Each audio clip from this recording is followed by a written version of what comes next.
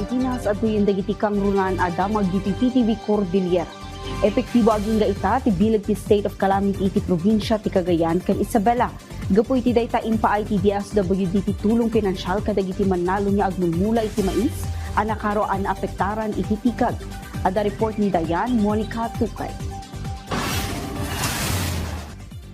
Binisita ni Department of Social Welfare and Development Secretary Rex Gatchalian ti probinsya ti Cagayan. Nang iwaras ti ahensya iti kwarta babaan iti emergency cash transfer assistance para kadagiti manalon ti mais anakaro an apektaran iti tikag. 31,783 ang manalon tinagnumar manipod iti 5 a cluster areas. Tapno makabawid iti panakalugida ken ituloy dadag iti pagbiaganda.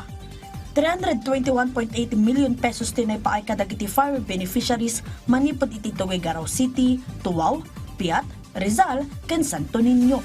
Panggap ti ahensya asiguraduan ti kinatalgad ken kinaurnos iti panakaywaras a maangay iti syudad ti Tuguegarao, Baggaw, Abulog ken Apari para kadagiti manamnama arin ni ba beneficiaryo ang makaawat iti nasao at tulong. Balitaan namin, nag-usap kami ni Gov. Makailan, pati na rin ni Governor Albano na yung areas ng Isabela and Cagayan nagkaroon ng drought. Napakahirap noon para sa ating mga farmers. Kaya nga ang naging usapan namin is to issue out kaagad simultaneous emergency cash transfer. Para yan sa mga magsasaka na naapektuhan, around 32,000 here in Cagayan, province-wide, to make sure na makabangon sila while ito na, padating na yung tag-ulan. Nakaawat itunggal beneficiaryo iti sag 10,125 pesos. May palagip anay pasidong ti probinsya iti Cagayan ken Isabela iti state of calamity. Gapo iti nakaro at tikag anang apektar iti produksyon ti agrikultura.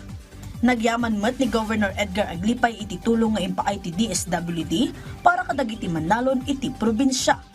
Inlawlawag na pay no apay adak-daktol tinay paay at tulong pinansyal kadagiti manalon iti mais. No ikumpara kadagiti kamang ti Toda, Joda, ken rice farmers. In short, sa kanila, fuel subsidy.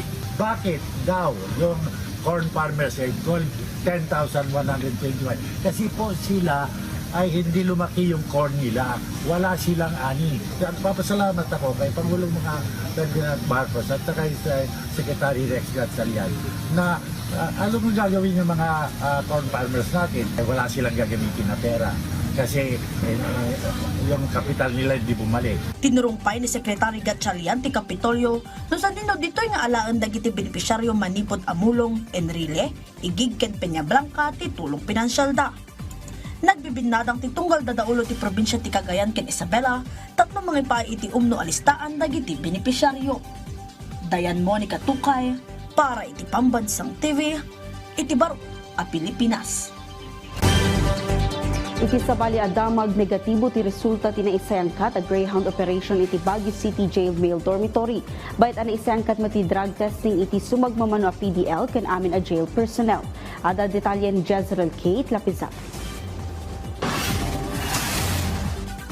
Impasigurado ti Bureau of Jail Management and Penology Cordillera at drug-free dagiti pasilidad dagitoy kung saan nga agar-aramat iti illegal a droga dagiti persons deprived of liberty kastamot dagiti personnel iti pagbaludan.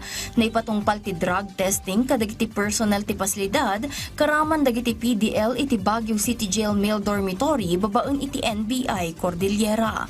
Naangay matlaeng ti Greyhound operation ti PIDEA Cordillera kadagiti selda kan kagawaan dagiti PDL. Para met kadagiti PDL, dakkel at tulong dagitoy nga aktibidad tapno maipasigurado ti kinatalged da ken ti pudno a panagbalbalyo da nga adda iti pasilidad. Napaka-importante dahil sa karamihan na nakakulong dito ay may kasong drugs para wala nang may pasok, wala nang gumagamit para tuluyan ng pagbabago yung mga PDL dito. Quarterly ti drug testing kadagiti personnel ken PDL babaen iti panakikoordinar ti BJMP kadagiti dadumapay a law enforcement agencies. Nasukimat mo ti tunggal empleyado para iti agtultuloy a kinatalged ti pasilidad. Sagit pa lang, nagkakandak na kami ng thorough sorting sa ating mga visitors, sa ating mga personnel na papasok para mag-duty. Lahat yan kinakakapan.